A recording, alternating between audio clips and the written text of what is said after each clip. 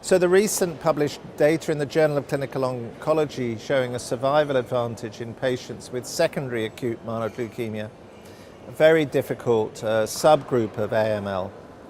the benefit in patients treated with a liposomal combination of Cytarabine and Daunorubicin compared with a standard 3+7 schedule which is ordinarily deployed are really important. It's the first big advance in terms of treating secondary AML, and it also holds out the opportunity that this will also be a really important new drug in standard AML. So it was really wonderful news to hear that this has received regulatory approval, and we're now moving towards a position where this can become standard of care for patients with this really complex subgroup of AML whose outcome with standard treatment is very poor.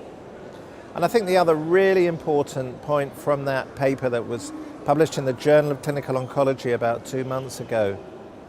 is a particular advantage in patients who had Vyxeos and then went on to stem cell transplantation. And this is supporting the notion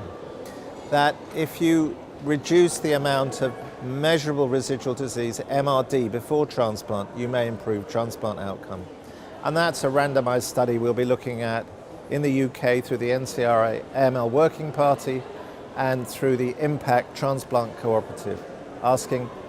in patients with high-risk AML proceeding to transplant, is there a benefit of having a more intensive agent such as Vyxeos compared with standard dose Ara-C